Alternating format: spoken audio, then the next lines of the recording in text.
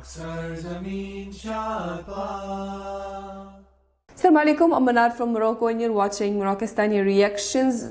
Elections में चंद दिन बाकी है और ये जुनैद अकरम की वीडियो है वोट वाइजली। सो आइए देखते हैं, लेट्स स्टार्ट द वीडियो। 1 2 3। हाँ भाई, क्या हाल है भैया। इलेक्शन सीजन है और जल्द से जुलूस चल रहे हैं, गर्मा गर्म तकरीरें हो रही हैं, लेकिन मेरे और आपके जो रोजमर्रा के मसाइल हैं उन पे तो शायद कोई बात ही नहीं कर रहा। एक बड़ी इंटरेस्टिंग वीडियो नजरों से गुजरी, व्हाट्सएप पे आई है, तो ये नहीं पता किन साहब की है, तो क्रेडिट अननोन है, लेकिन मैं चाहता हूँ आप ये वीडियो जरा चेक करें। ये मेरा इलेक्ट्रिक गीजर है, ये मेरा एलपीजी वाला गीजर है, ये मेरा सुई गैस वाला गीजर है और ये मेरा सिलेंडर है। ये जब सुई गैस बंद होती है तो ये एलपीजी वाला लीवर खोलना पड़ता है और जब वो गैस आ जाती है तो ये एलपीजी वाला बंद करना पड़ता है। और ये वाला इंस्टेंट गीजर जो है ये एलपीजी के सिलेंडर पे है और जब एलपीजी भी खत्म हो जाती है तो इलेक्ट्रिक गीजर जो है वो बिजली पे चलाना पड़ता है। और आपने याद से ना इलेक्शन वाले दिन सुबह जल्दी उठ के वोट डालने जरूर जाना है, क्योंकि जो वोट है ना वो कौम की मानत है। तो भाई ये था एक आम आदमी का मसला, मेरा और आपका मसला, जहां हमने एक फैसिलिटी का बैकअप, फिर उसका बैकअप और फिर उसका भी बैकअप रखा हुआ है। गैस में जैसा कि आपने देखा 4 किस्म के उन्होंने गीजर लगाए हुए। इसी तरह इंटरनेट का मैं अगर अपनी बात करूं तो 5 इंटरनेट मेरे ऑफिस में लगे हुए। एक केबल नेट लगा हुआ है, एक स्ट्रॉन्ग फाइबर का लगा हुआ है, 3 ट्रांसवर्ल्ड के लगे हुए हैं, यानी एक बैठे तो दूसरा, दूसरा नहीं तो तीसरा। मतलब काम नहीं रुक सकता भैया, मेरा काम ही इंटरनेट का है, तो इसलिए 5 लगाए हुए। अब इसकी मद में जो काम मेरा 10,000 में हो सकता है उसके मैं 40,000 रुपए भर रहा हूँ। लेकिन ये तो बात है 2024 की। लेकिन अगर मैं आपको 2005 की बात बताऊं, जब मैं वर्क फ्रॉम होम करता था, मेडिकल ट्रांसक्रिप्शन का काम करता था, तो भैया मैंने एक कंप्यूटर रखा हुआ था डेस्कटॉप और मेरा एक इंटरनेट था। मगर इंटरनेट फेल हो जाता था, केबल नेट अलग थी, पीटीसीएल की ईवो की डिवाइस आपको याद होगा, यूएसबी वाली, वो अलग, और फिर साइबर नेट के स्क्रैच वाले कार्ड्स अलग रखे होते थे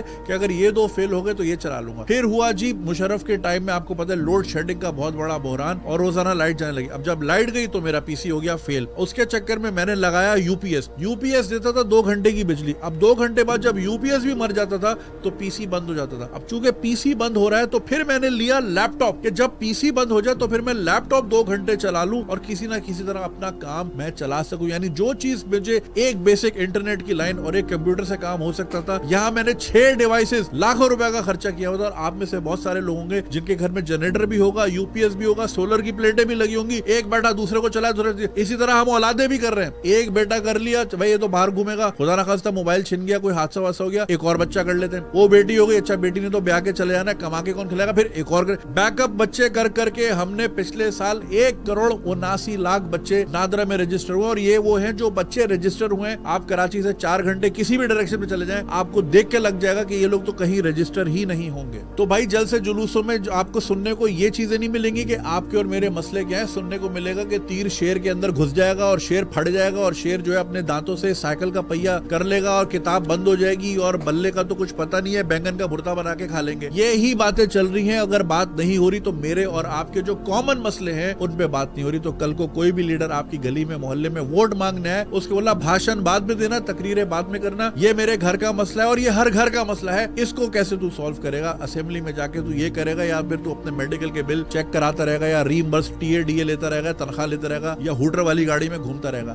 ये सवालात आपने करने हैं। आपके पास 3 हफ्ते का टाइम है, ये आने वाले होंगे आपकी गलियों में। तो प्लीज ये सोचना कि जी मेरा लीडर जब जाएगा असेंबली में तो अकाउंटेबिलिटी, बेटा फिर वो जाएगा मिनिस्टर हाउस, तो भाई फिर वो बैठेगा मिनिस्टर लॉजेस में, जहां पे आपको एक्सेस ही नहीं होगा। 50,000 से नीचे का तो टिकट ही नहीं आता इस्लामाबाद का। फिर आपको मिनिस्टर मिलेगा इंशाल्लाह 2029 में। तो जो पूछना है अभी पूछना है, ताकि इनको भी पता हो कि भाई आपके मसले क्या है, आप कहाँ स्ट्रगल कर रहे हैं, आप क्यों एक के पीछे, आप क्यों एक नहाने की बाल्टी के पीछे 4 गीजर लगा के घूम रहे हैं। वही पैसा बचा के आप कुछ इन्वेस्ट करें, कारोबार करें, अपना लाइफस्टाइल एलिवेट करें, लेकिन आप इन्हीं चीजों में लगा के अपना टाइम जाया कर रहे हैं। इन सब का बैकअप तो हो गया, हमारा बैकअप क्या है इस मुल्क के अलावा, ये कभी सोचा है? तो आपने ये सवाल करना कि भाई हम कब तक चीजों के बैकअप बनाते फिरेंगे या हमें कभी कोई वायबल सोल्यूशन मिलेगा? ज्यादा कैसेट नहीं चलाऊंगा, अपने कैंडिडेट से आपने ये सवाल करने हैं। बहुत शुक्रिया।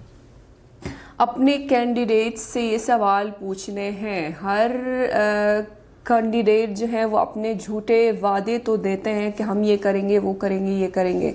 तो ये दुआ करनी है कि अल्लाह ताला पाकिस्तान को एक अच्छे, ईमानदार और गैरतमंद हुक्मरान दे जो आवाम का दर्द समझे, जो आवाम की मुश्किलात जो हैं वो सॉल्व कर दे, आवाम जिन चीज़ों से तकलीफ़ होती है आवाम को वो चीज़ें दूर कर दें, और जो भी मसले मसाइल हैं आवाम के वो ख़त्म कर दें। ऐसे हुक्मरान दे जो आवाम, जिसको आवाम की फ़िक्र हो, आवाम की का ख्याल हो, जो गरीब आवाम के लिए काम करें, जो गरीबी दूर करें, जो बेरोज़गारी ख़त्म करें, जो मसले मसाइल पाकिस्तान के वो हल करें, ना कि झूठे वादे देकर जो हैं वो इक़्तिदार पे आए और फिर उसके बाद जो है सिर्फ अपने मुफादात देखकर देखें और फिर जो भी उन्होंने वादे किए हैं वो ना पूरे कर दें। हर गुज़िश्ता गवर्नमेंट ने अपना डेमो दे चुकी है, तो उस डेमो को देखकर जो है आप अंदाज़ा लगा सकते हैं कि कौन जो है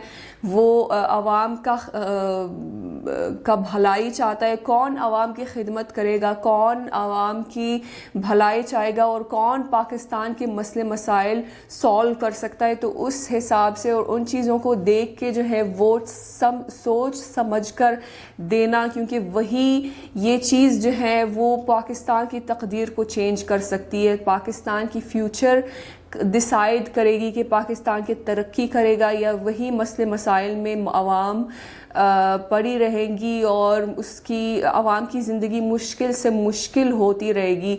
तो ये वोट देना बहुत अहम चीज़ है और उससे पाकिस्तान की तकदीर चेंज हो सकती है, तो उससे हल्का मत लेना।